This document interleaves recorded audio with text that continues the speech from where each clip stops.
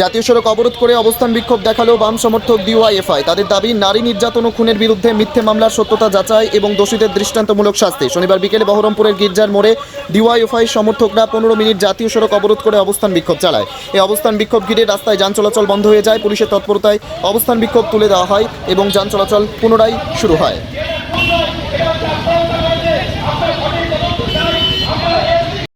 হলো আর কালকে আমরা দেখলাম এই রাজ্যের পুলিশ, কলকাতা পুলিশ তার কলেজ কর্তৃপক্ষ প্রথমে সেই ছাত্রীর খুনের ঘটনা ধামাচাপা দেওয়ার জন্য প্রচার করলো সেই ছাত্রী নাকি আত্মহত্যা করেছে। যে না ময়না তদন্তে প্রমাণ পাওয়া গেছে ছাত্রীকে নির্যাতন করে খুন।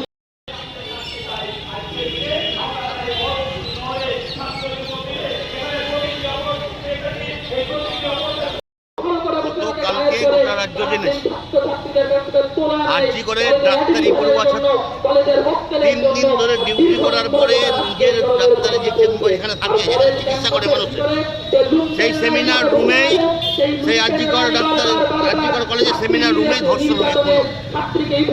কোন রাজ্যে বাস করছি আমরা? পশ্চিমবঙ্গের বুকে মা বোনেদের নিরাপদ থাকবে না? এই ঘটনা সরকারের পক্ষ থেকে থামাতে পারার চেষ্টা হচ্ছে।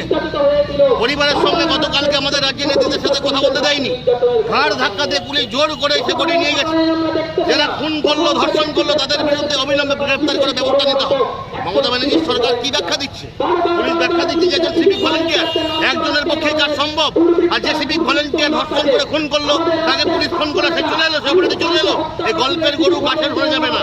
ইমিডিয়েট ব্যবস্থা নিতে হবে সরকারকে। যে খুনি, যে ধর্ষক, তাকে গ্রেফতার করে শাস্তির ব্যবস্থা করতে হবে।